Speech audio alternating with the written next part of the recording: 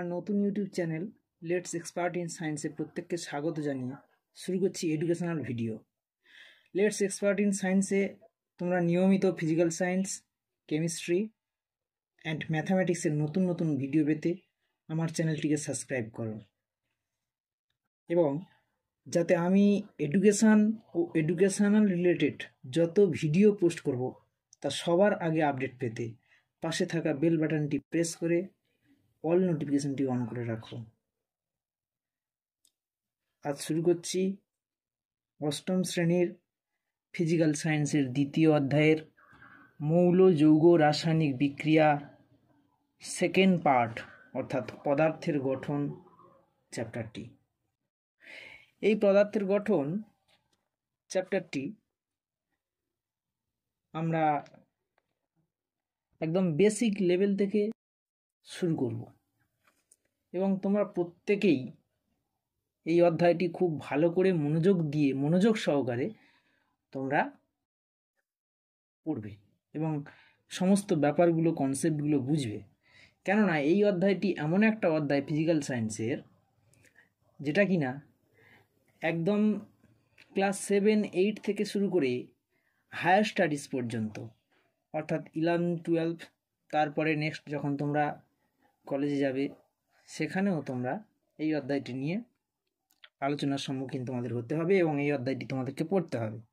তাই প্রথমেই যেটা বলবো যে এই অধ্যায়ের প্রত্যেকটা পার্ট তোমরা খুব ধীরে সুস্থে মনোযোগ সহকারে ফ্রেশ মাইন্ডে তোমরা প্রত্যেকটা পার্ট বুঝবে এবং পড়ার সময় প্রত্যেকটা পার্ট বুঝে বুঝে পড়বে। আমরা এই পদার্থের গঠন অধ্যায়টি 4টে পার্টে পড়ব।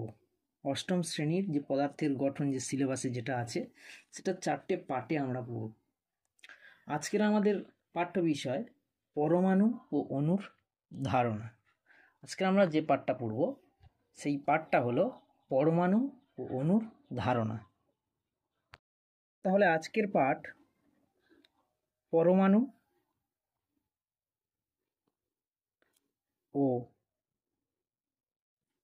অণুর ধারণা।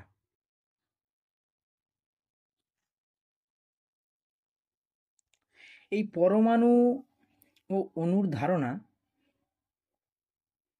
যদি আমরা ভালো করে না বুঝি তাহলে কিন্তু হায়ার স্টাডিজে গিয়ে বা উঁচু ক্লাসে উঠলে আমাদের কিন্তু খুবই অসুবিধা হবে। তাই প্রত্যেককেই বলছি শুরু করার আগে খুব ভালো করে কনসেপ্টগুলো বুঝবে এবং পড়ার সময় অবশ্যই মনোযোগ সহকারে পড়বে, বুঝে বুঝে পড়বে। আচ্ছা, আজকের সময় দাঁড়িয়ে আমরা প্রত্যেকেই কথাটা জানি বা এটা অবগত আছি যে আমরা যদি যে কোনো জিনিসকে ভাঙি অর্থাৎ ভাঙতে থাকি, যে কোনো জিনিসকে, মনে করো একটা চিনির দানা, সেই একটা চিনির দানাকে যদি আমি ভাঙতে থাকি তাহলে ভাঙতে ক্রমাগত ভাঙতে এমন একটা পর্যায়ে এসে পৌঁছাবে যে একটা সময় সেটাকে আর ভাঙা যাবে না। যেই পর্যায়ে এসে ওই চিনির দানাটাকে আর ভাঙা যাবে না, ঠিক সেই পর্যায়ে বা যেই মুহূর্তে আমি চিনির দানাটাকে আর ভাঙতে পারবো না তাকেই বলবো পরমাণু। অর্থাৎ একটা চিনির দানা বা একটা বালির দানা, তাকে যদি আমি কয়েক কোটি ভাগে ভাঙি তাহলে সেই কয়েকটা কোটি ভাগের একটা মাত্র ভাগ হবে পরমাণু। আজ থেকে প্রায় 2500 বছর আগে প্রাচীন গ্রিসে দার্শনিক লিউসিপাস, তো তার একজন ছাত্র ছিল যার নাম হচ্ছে ডিমোক্রিটাস। তারাই সর্বপ্রথম কিন্তু এই ধারণাটা তুলে ধরেছিলেন যে কোনো জিনিসকে যদি আমি ভাঙতে থাকি তাহলে যেই পর্যায়ে আর ভাঙতে পারবো না সেটাই হচ্ছে পরমাণু। অবশ্য আমাদের দেশেও এই পরমাণুর ধারণা দিয়েছিলেন ভারতীয় দার্শনিক কণাদ সর্বপ্রথম বলেছিলেন পরমাণুর ব্যাপারে। কিন্তু 1960 খ্রিস্টাব্দের কাছাকাছি ব্রিটেনের আইজাক নিউটন ও রবার্ট বয়েল পদার্থের কিছু অতি ক্ষুদ্র কণার যে সমষ্টি আছে তার ধারণা দেন। সেই সময় একাধিক পরমাণু আবিষ্কৃত হয়ে গেছিল, প্রায় একাধিক পরমাণু, বেশ কিছু পরমাণু আবিষ্কার হয়েছিল, যেমন hydrogen, nitrogen, sulphur, oxygen, phosphorus, নানান ধরনের পরমাণু আবিষ্কার হয়েছিল এবং তাদের মধ্যে রাসায়নিক বিক্রিয়াও ঘটছিল। কিন্তু কেন তাদের রাসায়নিক বিক্রিয়া ঘটছে বা তাদের রাসায়নিক ধর্ম কেন, যে নানান ধরনের যে রাসায়নিক ধর্ম সেগুলো কেন হচ্ছে, তার কিন্তু কোনো রকম ব্যাখ্যা পাওয়া যাচ্ছিল না, কোনো বিজ্ঞানী দিতে পারছিলেন না তার ব্যাখ্যা। এমতাবস্থায় 1808 খ্রিস্টাব্দে বিখ্যাত বিজ্ঞানী জন ডাল্টন সর্বপ্রথম পরমাণুবাদ প্রকাশ করেন। 1808 খ্রিস্টাব্দে বিজ্ঞানী জন ডাল্টন তার পরমাণুবাদ পোষণ করেন এবং সেই পরমাণুবাদের কয়েকটি স্বীকার্য জনসমক্ষে তুলে ধরেন। কি সেই পরমাণুবাদের স্বীকার্য? তার পরমাণুবাদ।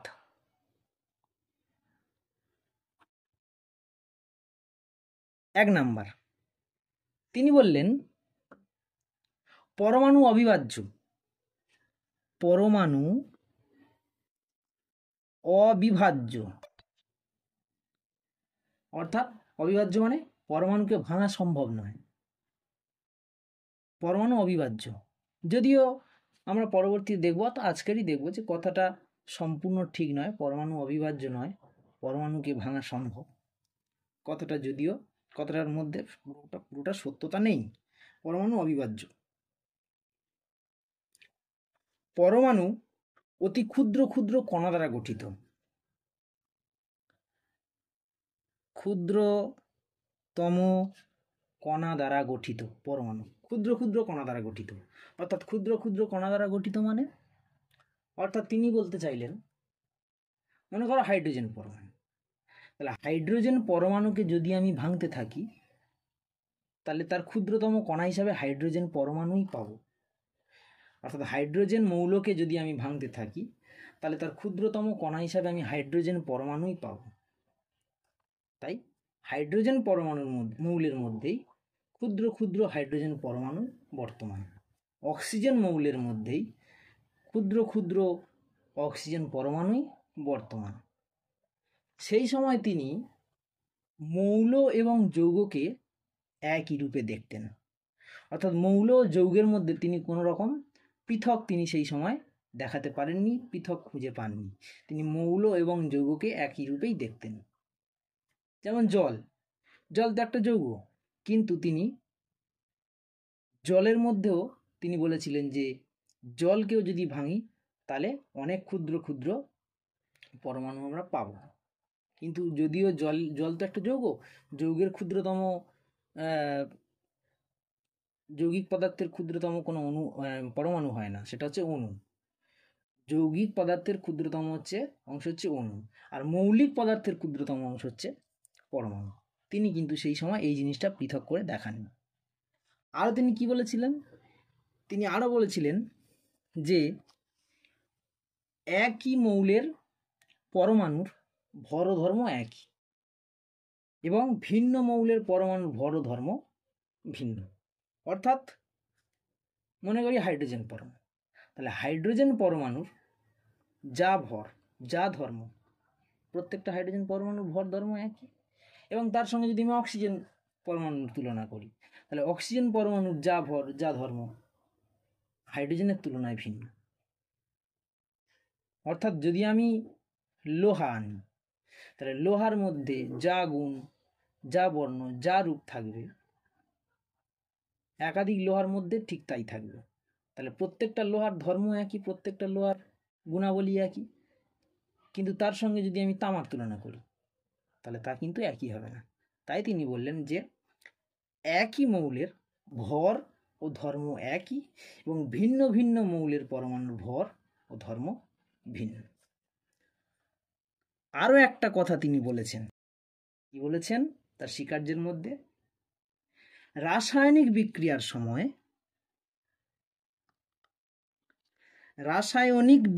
সময় মৌলের পরমাণুগুলি পূর্ণ সংখ্যায় সরল অনুপাতে যুক্ত হয়ে যৌগ গঠন করে। অর্থাৎ পরমাণুরা প্রত্যেকেই কিন্তু রাসায়নিক বিক্রিয়ায় অংশগ্রহণ করে এবং তারা রাসায়নিক বিক্রিয়ায় অংশগ্রহণ করে এবং রাসায়নিক বিক্রিয়ায় যে পরিমাণে, যে পূর্ণ সংখ্যায় তারা রাসায়নিক বিক্রিয়ায় অংশগ্রহণ করে, ঠিক সেই সংখ্যক অর্থাৎ বিক্রিয়াজাত পদার্থ রূপে যা অংশগ্রহণ করে, বিক্রিয়ক রূপে যা অংশগ্রহণ করে, বিক্রিয়ক জাত রূপেও কিন্তু ঠিক ততগুলো পরমাণুই যুক্ত হয়ে যৌগ গঠন করে।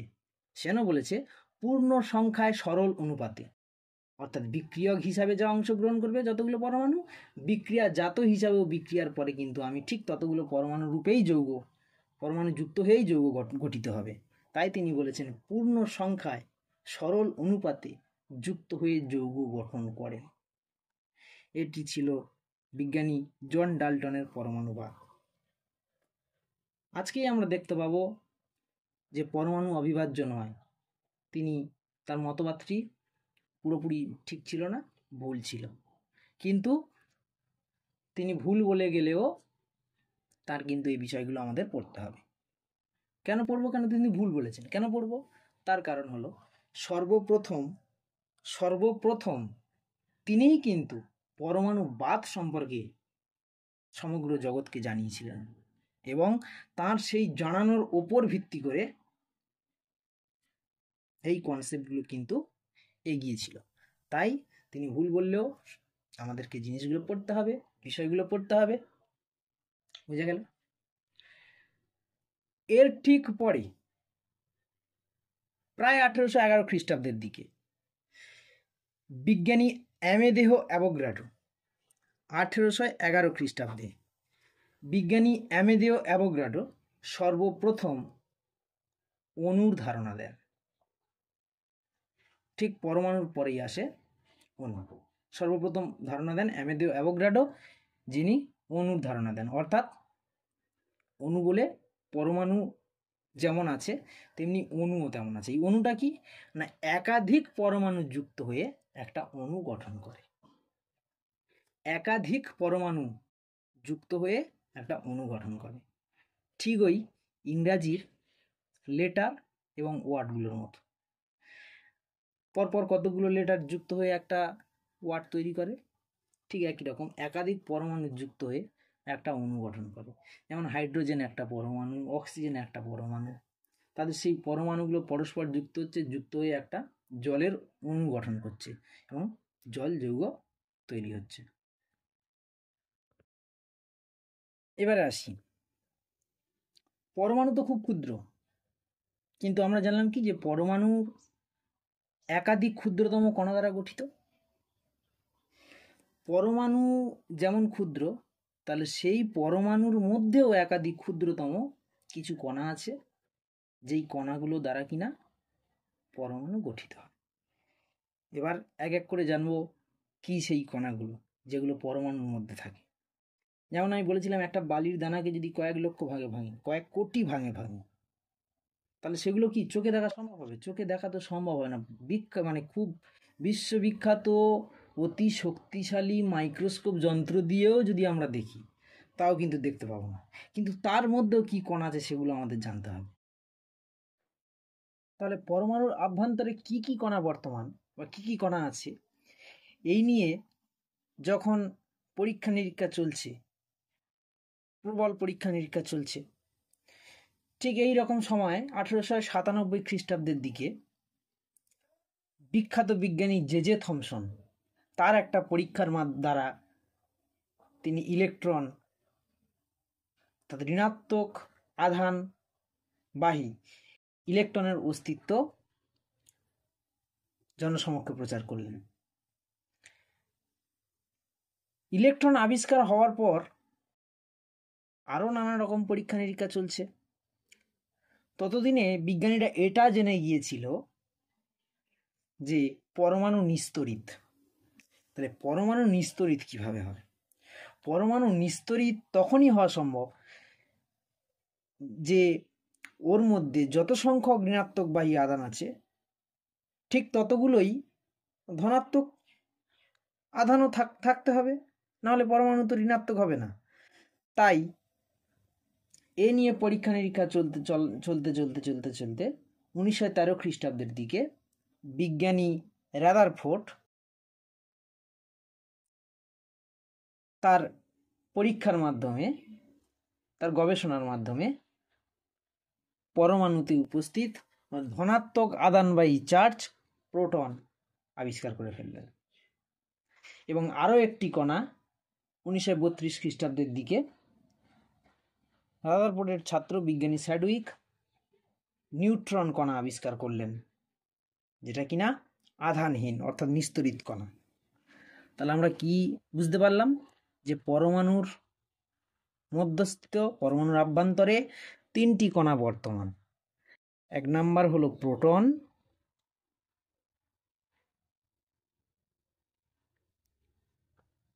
2 নম্বরে হলো ইলেকট্রন এবং 3 নম্বর হলো নিউট্রন। ইলেকট্রন, প্রোটন ও নিউট্রন, এই 3টে কণা পরমাণুর মধ্যে উপস্থিত। এবারে এই কণাগুলোর চার্জ কি? প্রোটনের চার্জ হলো ধনাত্মক, ইলেকট্রনের চার্জ হলো ঋণাত্মক, আর নিউট্রন হচ্ছে নিস্তরিত বা আধানহীন কণা।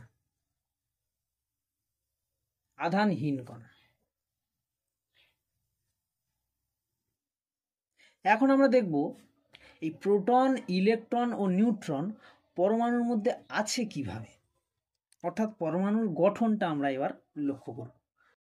আমরা যদি পরমাণুর গঠনটা লক্ষ্য করি তাহলে দেখতে পাবো পরমাণুর একদম কেন্দ্রে সেখানে প্রোটন ও নিউট্রন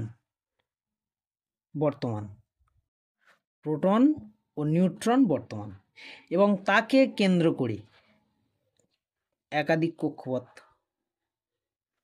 বর্তমান আছে।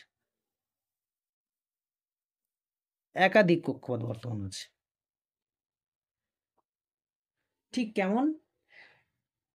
ঠিক যেমন আমরা সেই জিওগ্রাফিতে পড়েছি না, যে সূর্যকে কেন্দ্র করে সৌরজগতে সূর্যকে কেন্দ্র করে গ্রহগুলো ঘুরে বেড়াচ্ছে। একদম পুরো ওই রকম নয়, তবে খানিকটা বলা যায়। তার ঘোরা সেখানে সৌরজগতে সূর্যকে কেন্দ্র করে গ্রহগুলো ঘুরে বেড়ানো, আর এখানে নিউক্লিয়াসকে কেন্দ্র করে ইলেকট্রনগুলো ঘুরে বেড়ানো, অনেকটা ডিফারেন্স আছে, কিন্তু খানিকটা বলা যায় ওই রকম। প্রোটন আর নিউট্রনটা নিউক্লিয়াসে উপস্থিত। নিউক্লিয়াস এর আরও দুখানা নাম আছে, কেউ এটাকে বলে কেন্দ্র, আবার কেউ এটাকে বলে কেন্দ্রক। আর ইলেকট্রনগুলো এই কক্ষপথে ঘুরে বেড়াচ্ছে।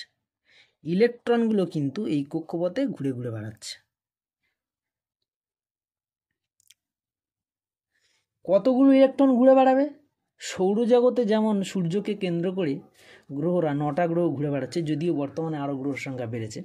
তাহলে এখানে কি ওই রকম প্রোটনকে আর নিউট্রনকে অর্থাৎ নিউক্লিয়াসকে কেন্দ্র করে 9টা ইলেকট্রন ঘুরে বেড়াবে নাকি? তা নয়। এখানে কতগুলো ঘুরে বেড়াবে? এখানে কতগুলো ইলেকট্রন ঘুরে বেড়াবে তা সম্পূর্ণ নির্ভর করবে ওই মৌলের পরমাণুর প্রোটন সংখ্যার উপর। কি বললাম? এখানে অর্থাৎ কক্ষপথে কতগুলো ইলেকট্রন ঘুরে বেড়াবে তা সম্পূর্ণ রূপে নির্ভর করবে ওই মৌলের পরমাণুর প্রোটন সংখ্যার উপর। অর্থাৎ প্রোটন সংখ্যা যা হবে, ওই মৌলের পরমাণুর ইলেকট্রন সংখ্যা তাই হবে। আর কি, এই কক্ষপথগুলোর যে মাঝের অংশগুলো, এগুলো সব ফাঁকা থাকে। প্রত্যেকটা জায়গায় প্রত্যেকটা কক্ষপথের মাঝখানে এগুলো সব ফাঁকা অবস্থায় থাকে।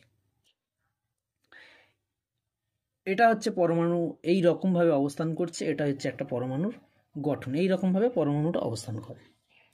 এরপরে আমাদের দুটো জিনিস, খুব ইম্পর্টেন্ট জিনিস জানতে হবে। একটা হচ্ছে ভর সংখ্যা, আর একটা হচ্ছে পরমাণু ক্রমাঙ্ক।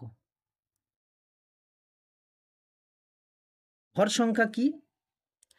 ভর সংখ্যা হলো পরমাণুর নিউক্লিয়াসে উপস্থিত প্রোটন সংখ্যা ও নিউট্রন সংখ্যার যোগফল। প্রোটন সংখ্যা ও নিউট্রন সংখ্যার যোগফল হলো ভর সংখ্যা। আর পরমাণু ক্রমাঙ্ক কি? পরমাণুর কেন্দ্র বা কেন্দ্রক বা নিউক্লিয়াসে উপস্থিত প্রোটন সংখ্যাই হলো ওই মৌলের পরমাণু ক্রমাঙ্ক। এখানে আরেকটা জিনিস একটু বলে দিই, না বললেই নয়। পরমাণু ক্রমাঙ্ক প্রোটন সংখ্যা বা পারমাণবিক ক্রমাঙ্ক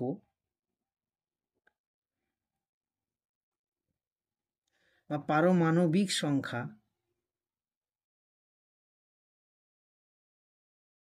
এই চারটে জিনিস কিন্তু একই। অর্থাৎ পরমাণু ক্রমাঙ্ক, প্রোটন সংখ্যা, পারমাণবিক ক্রমাঙ্ক এবং পারমাণবিক সংখ্যা, এই চারটে জিনিসই কিন্তু একই। অর্থাৎ একটা পরমাণুর প্রোটন সংখ্যা যাই, সেটাই পরমাণু ক্রমাঙ্ক, সেটাই পারমাণবিক ক্রমাঙ্ক, সেটাই পারমাণবিক সংখ্যা। আর ভর সংখ্যা কি? ওই মৌলের প্রোটন সংখ্যা, নিউক্লিয়াসে উপস্থিত প্রোটন সংখ্যা ও নিউট্রন সংখ্যার যোগফল হলো ভর সংখ্যা। তাহলে এখান থেকে এটা বলা যায় যে কোনো মৌলের পরমাণুর প্রোটন সংখ্যার থেকে ভর সংখ্যা কিন্তু অবশ্যই বেশি হবে। তাহলে কোনো মৌলের পরমাণুর প্রোটন সংখ্যা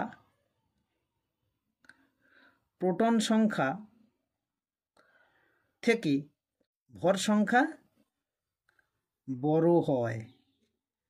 অর্থাৎ প্রোটন সংখ্যা থেকে ভর সংখ্যা কি হবে? বড় হবে। কিন্তু একটাই মাত্র মৌল যেটা অবস্থিত সেটা হচ্ছে ব্যতিক্রম। সেটা কি? সেটা হলো হাইড্রোজেন। সেটা হলো হাইড্রোজেন বা সাধারণ হাইড্রোজেন বলে। সাধারণ হাইড্রোজেন। এই সাধারণ হাইড্রোজেনই একমাত্র একটা মৌল যার কোনো রকম নিউট্রন সংখ্যা নেই। ওর প্রোটন সংখ্যা যা, ওটাই হচ্ছে ওর ভর সংখ্যা। ওর কোনো রকম নিউট্রন সংখ্যা নেই। তাই ওর ক্ষেত্রেই ভর সংখ্যা এবং প্রোটন সংখ্যা সমান হয়। সাধারণ হাইড্রোজেনের ক্ষেত্রেই ভর সংখ্যা এবং প্রোটন সংখ্যা সমান হয়। আর বাদবাকি যত সমস্ত মৌল প্রত্যেকের কি হবে? প্রোটন সংখ্যার তুলনায় ভর সংখ্যা বড় হয়, বেশি হয়। তাহলে আমরা ভর সংখ্যা কিভাবে নির্ণয় করব? যদি একটা মৌল দিয়ে তার ভর সংখ্যা জানতে চাই, কোনো একটা মৌলের পরমাণু দিয়ে তার যদি ভর সংখ্যা জানতে চাই, তাহলে সেটা আমরা কিভাবে নির্ণয় করব এবং ভর সংখ্যা লিখব কিভাবে, সেইটাই এবার জানব। মনে করলাম সোডিয়ামের প্রোটন সংখ্যা হলো 11 বা পরমাণু ক্রমাঙ্ক যেটা বলা হয়। সোডিয়ামের পরমাণু ক্রমাঙ্ক হলো 11। তাহলে ওর ভর সংখ্যা কত? এবার বলে দিল সোডিয়ামের ভর সংখ্যা 23। এটা হলো প্রোটন সংখ্যা, এটা হলো ভর সংখ্যা।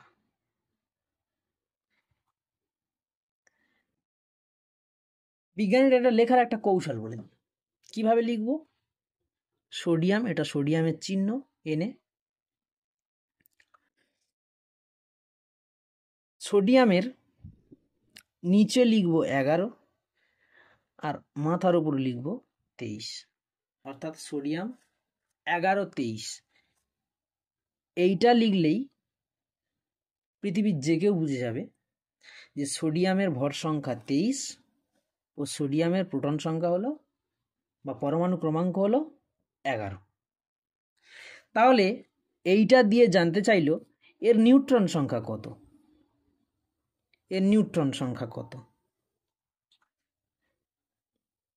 তাহলে নিউট্রন সংখ্যা কিভাবে বের করব? আমরা জানি আমরা জানি ভর সংখ্যা সমান প্রোটন প্লাস নিউট্রন। তাহলে নিউট্রন সংখ্যা সমান অঙ্কের মতো করে, একদম অঙ্কের মতো করে, ভর সংখ্যা মাইনাস প্রোটন সংখ্যা, অর্থাৎ 23 মাইনাস 11 সমান 12। এর নিউট্রন সংখ্যা হলো 12। তাহলে এইভাবে আমরা যে কোনো অঙ্ক করতে পারি, অনায়াসে যে কোনো অঙ্ক করে ফেলতে পারি।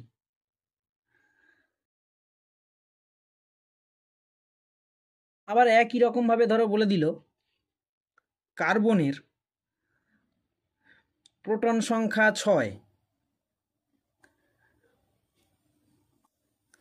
নিউট্রন সংখ্যা 8, তাহলে ওর ভর সংখ্যা কত? ওর ভর সংখ্যা হবে 6 যুক্ত 8 সমান 14। তাহলে এইভাবে যে কোনো অঙ্ক আমরা কিন্তু অনায়াসেই করে ফেলতে পারি, যে কোনো ক্যালকুলেশন আমরা করে ফেলব। নেক্সট আমাদের যে বিষয় সম্পর্কে জানতে হবে সেটা হলো আইসোটোপ, আইসোবার ও আইসোটোন। আইসোটোপ, আইসোবার ও আইসোটোন কি? প্রথমে আইসোটোপ,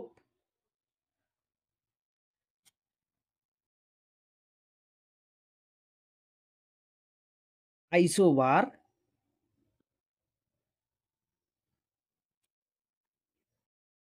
ও আইসোটোন।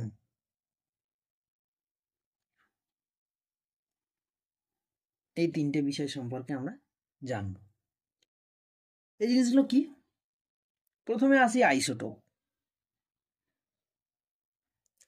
আইসোটোপ হলো একই মৌলের পরমাণু, একই মৌলের পরমাণু। মনে করি হাইড্রোজেন,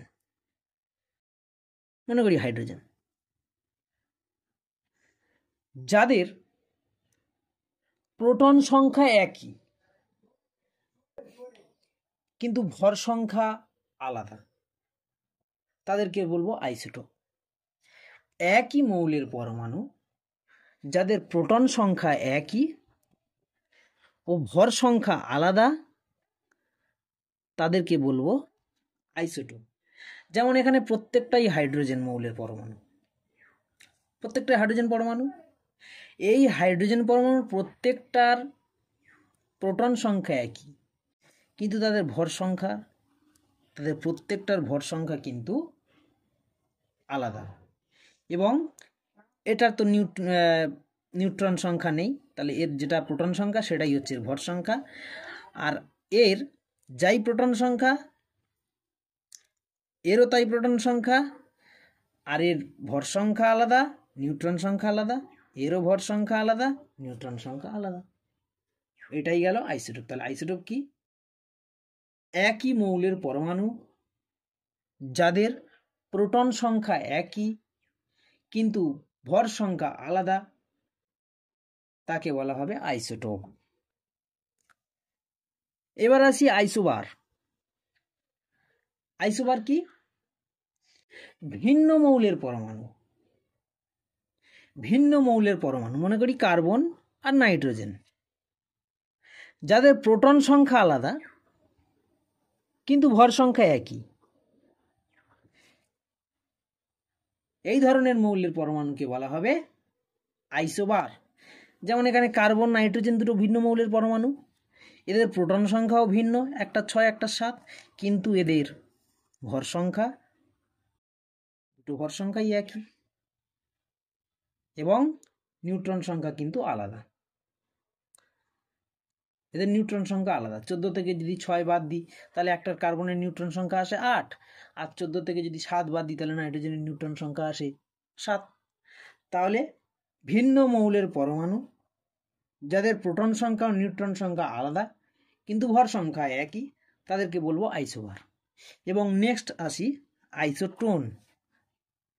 এক্ষেত্রেও ভিন্ন মৌলের পরমাণু, একটা সিলিকন, একটা ফসফরাস, যাদের প্রোটন সংখ্যা আলাদা এবং ভর সংখ্যা আলাদা, কিন্তু নিউট্রন সংখ্যা একই। প্রোটন সংখ্যা আলাদা কিন্তু ভর সংখ্যা আলাদা এবং নিউট্রন সংখ্যা একই।